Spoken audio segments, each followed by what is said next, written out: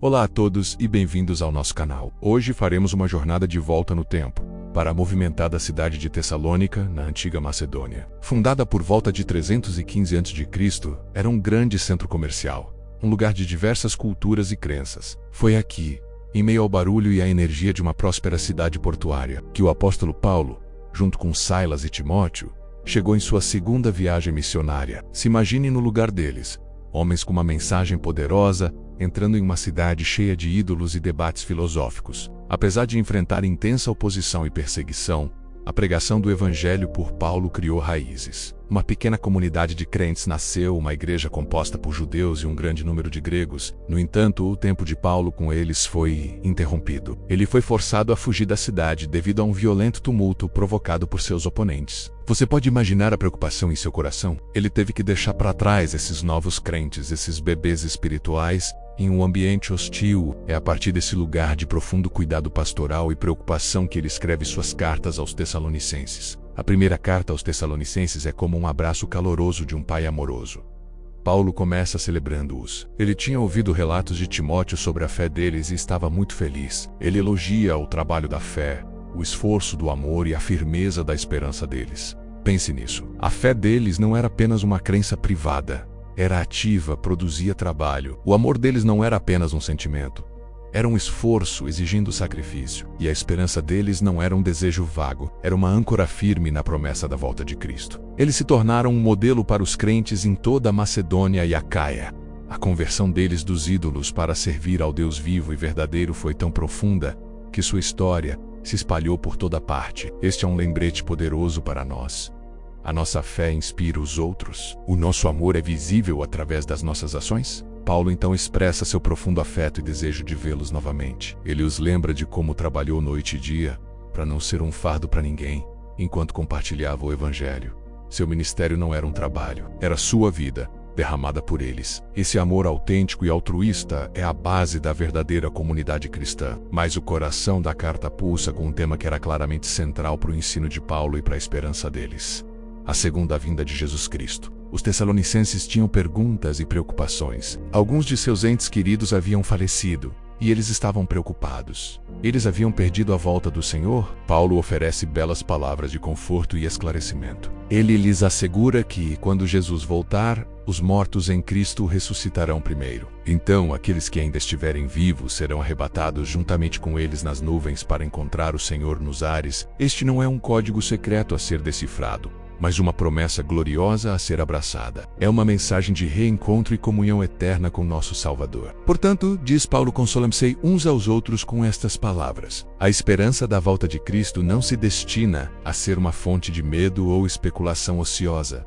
mas uma fonte de conforto e encorajamento mútuo. Ele os exorta a viver vidas santas, a amar uns aos outros cada vez mais e a estarem prontos, pois o dia do Senhor virá como um ladrão de noite. No entanto, parece que este ensinamento sobre o retorno iminente do Senhor causou alguma confusão. Isso nos leva à segunda carta aos Tessalonicenses. Aparentemente, algumas pessoas haviam distorcido as palavras de Paulo ou estavam espalhando cartas falsas em seu nome, afirmando que o dia do Senhor já havia chegado.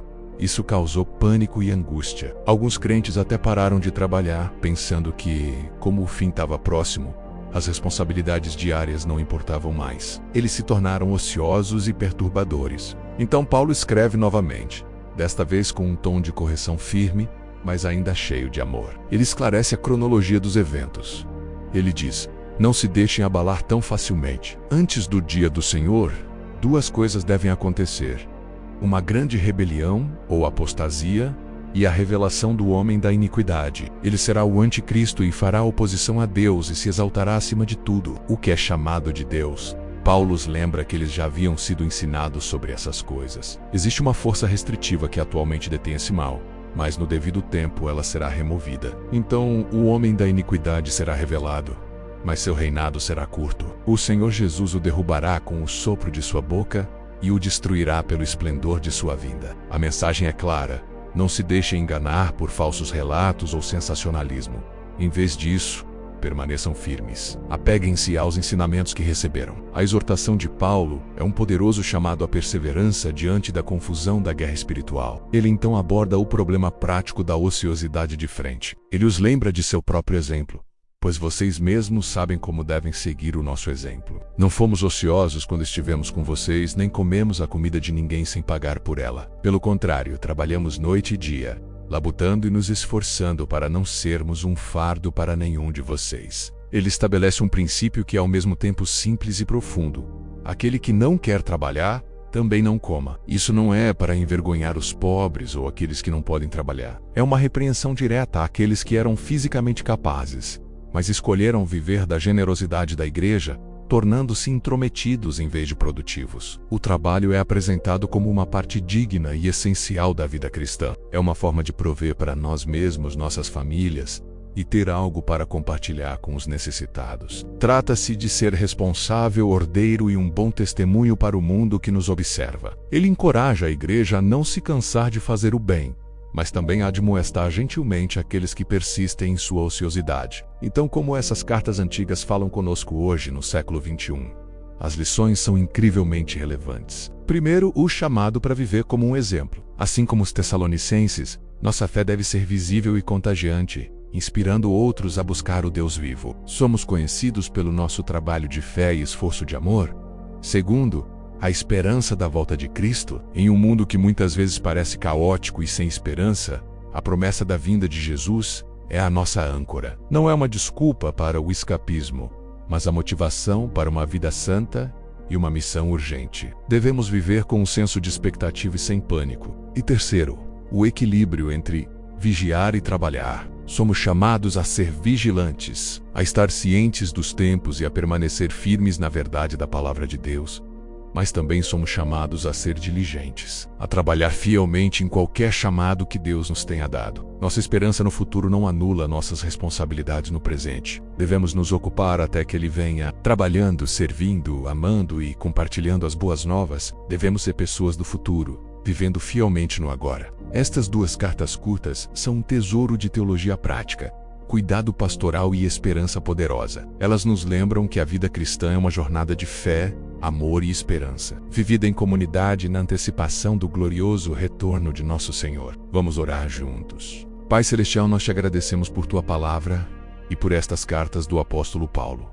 Agradecemos pelo exemplo da igreja de Tessalônica, sua fé, seu amor e sua esperança que brilharam tão intensamente em um mundo escuro. Senhor, ajuda-nos a ser uma luz semelhante em nossa geração. Dá-nos uma fé que opera, um amor que se esforça e uma esperança que persevera. Ajuda-nos a permanecer firmes na verdade, não sendo abalados pela confusão e pelos enganos do mundo. Ensina-nos a vigiar pelo retorno do teu Filho com alegre antecipação, enquanto também trabalhamos diligentemente com as mãos que nos deste. Que possamos honrar-te em nosso trabalho, em nosso descanso, em nossos relacionamentos. Para qualquer pessoa que esteja ouvindo agora e não conheça essa esperança, que se sinta perdida ou sem propósito, eu oro para que ouça o chamado de Jesus. Ele veio para nos dar vida, e vida em abundância. Ele oferece perdão pelo nosso passado, propósito para o nosso presente e uma esperança segura para o nosso futuro. Se é você, eu o convido a simplesmente falar com Ele, dizer: Jesus, eu preciso de Ti, eu aceito o Teu sacrifício por mim. Entra na minha vida e sê meu Senhor e Salvador.